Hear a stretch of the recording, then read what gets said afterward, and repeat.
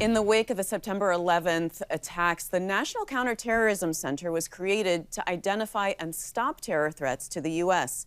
Christine Abizaid is the director of the center. Christy, welcome to the program. Thank you. Happy to be here. You know, as I just said, the NCTC was created in the wake of the September 11th attacks. The 9/11 Commission said about those attacks that they were, quote, a shock, but they should not have come as a surprise. All that information was there. It just wasn't all together in the right place. How does the center address that problem? Well, we do it in a number of ways. The most important is that we serve as a place across the United States government to fuse all source intelligence, both intelligence on the foreign side, the domestic side. We have analysts and assignees from across the interagency that all sit there and use their expertise from across their different agency experiences to understand all the terrorism information in the United States government's holdings and to understand where the threats might be coming from. So what are you doing to make sure that that intelligence gets to the right place, doesn't fall through the cracks, and that all the dots are connected before an attack? I mean, that's fundamentally our mandate, right? Understanding all source intelligence, looking both up and down the chain of acquisition, digging into different operational elements, engaging with our counterparts across the intelligence community. We have to have a broad view and insight across the world on what our terrorist adversaries are doing. And so being able to do that and being able to engage and broker across the interagency the right conversations about what the intelligence is telling us and what the strategic trend lines need to be responded to, that's really key for us at the National Counterterrorism Center. So what makes the National Counterterrorism Center fundamentally different from all the other intel agencies around the federal government that are also analyzing that data and trying to understand it?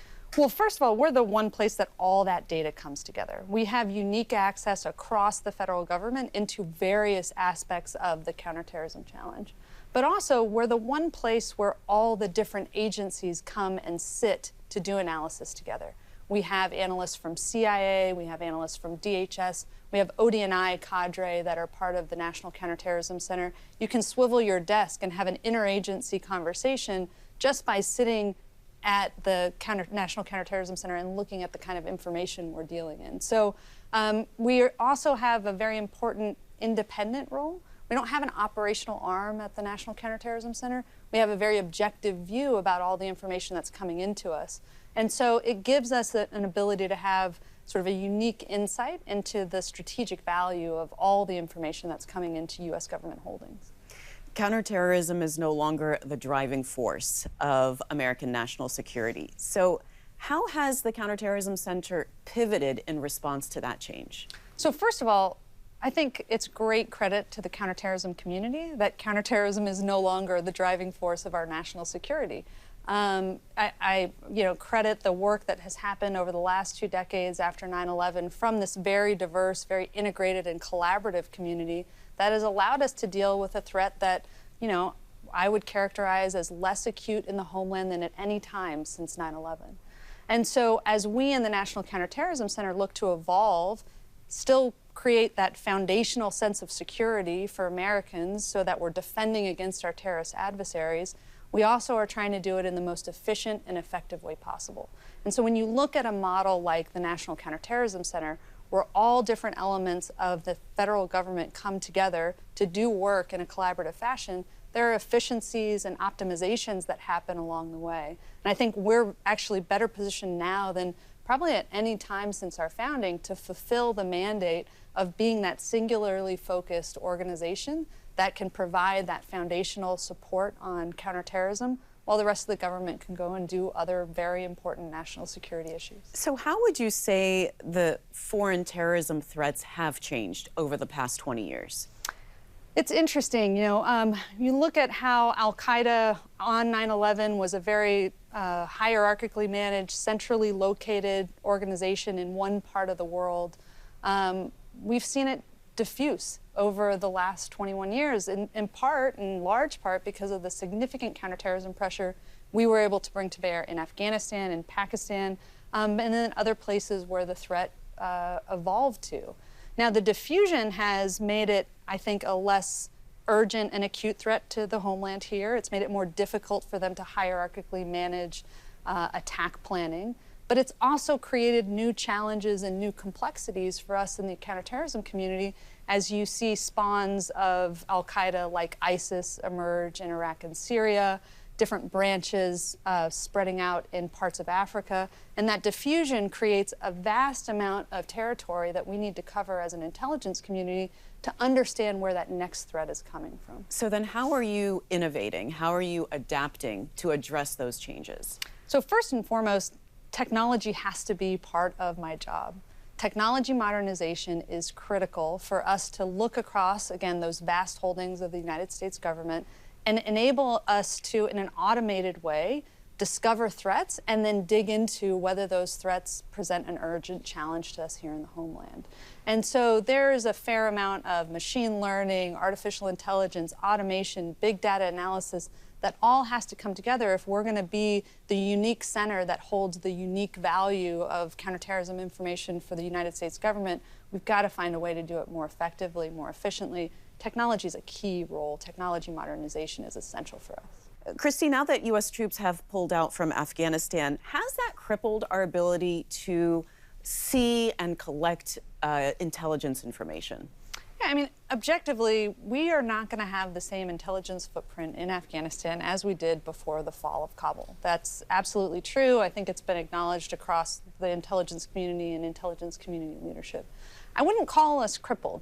We are a very effective intelligence organization across the United States government, bringing all elements of our national power to bear in being able to collect the kind of information we need to understand strategic threats. So I don't think we're blind in Afghanistan, but we are certainly less well-positioned from an intelligence collection perspective than we had been when we had significant boots on the ground. You know, an example of U.S. intelligence success was the death of al-Qaeda's leader, Ayman al-Zawahiri. What are you able to tell us about why that operation was so successful? So, I mean, there were so many things that I just really credit that collaborative CT enterprise for having been able to get to the point where we could identify Zawahiri's location and take a strike that took only him out, avoided all collateral damage, and really, for my part, eliminated a strategic and symbolic threat that was essential to protect the country. You know, you look at the role that Zawahiri was playing in the years that he led al-Qaeda, he was an important strategic figure for the group after Osama bin Laden's death, even before that. And the kind of strategic direction he was providing to this diverse and diffuse network that I described before was important for the kind of prioritization that that network has had against the United States. So you feel like that organization has fundamentally changed because of his death? I think it's different. You know, the affiliate structure that he led is still pretty resilient, actually. You've got al-Qaeda in the Arabian Peninsula, al-Qaeda elements that are in the Sahel and North Africa. You've got al-Qaeda elements that are in Iraq and East Africa. Those elements are still very much present and present a challenge to us as the United States government.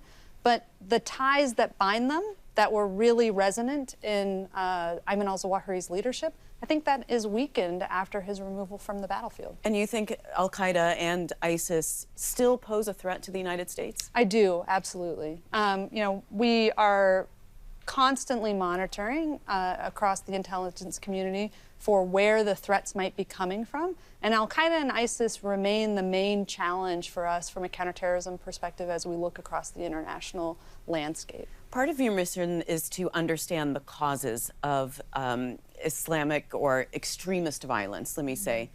What's the answer? What's the solution? Well, it's interesting. It very much depends in so many ways on the local environment and the local conditions. You know, I talk about this affiliate structure and the diffusion of the al-Qaeda and ISIS networks across the world. That diffusion has been enabled by different underlying conditions that exist in these different locales. So what is driving the al-Qaeda expansion in Mali, for instance, is going to be very different than what has happened in Yemen.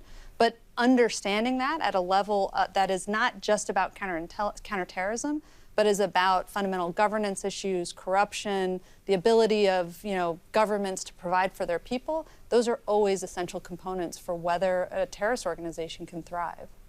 What's the center's role in combating domestic extremism?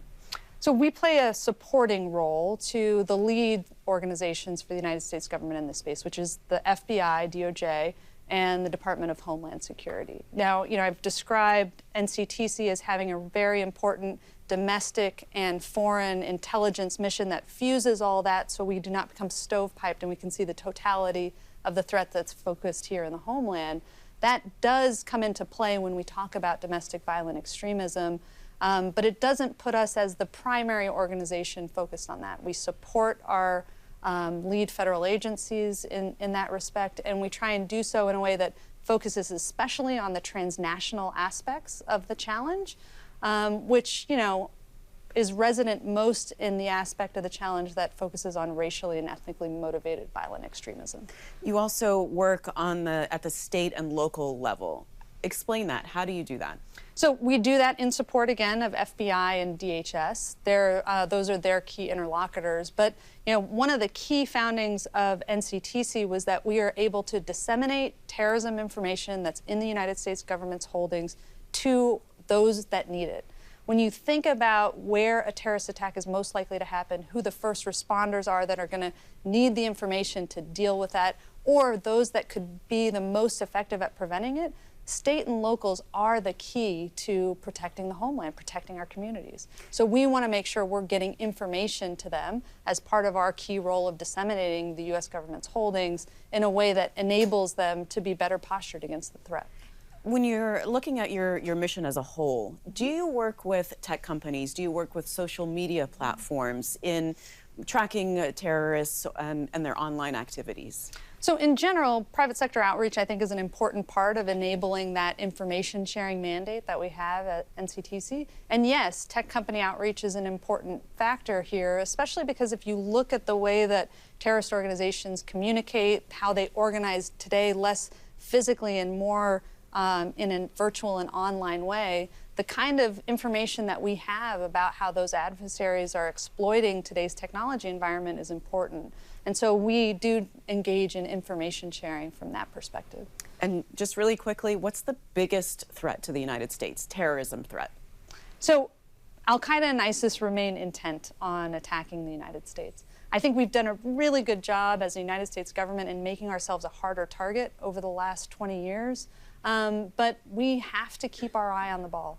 And so we're going to stay focused on those terrorist threats, even as we see these evolving challenges here domestically in the homeland, dealing with lone actors and otherwise. But we cannot let the terrorist threat evolve in ways that go faster than the United States government can keep up with. And so we're here to make sure that doesn't happen. Christy, thanks so much for being on the program, and thanks for your work over at NCTC. Thank you very much. I really appreciate it. Thanks for watching. If you enjoyed the video, give it a thumbs up and subscribe to our channel so you don't miss out on any future Government Matters interviews.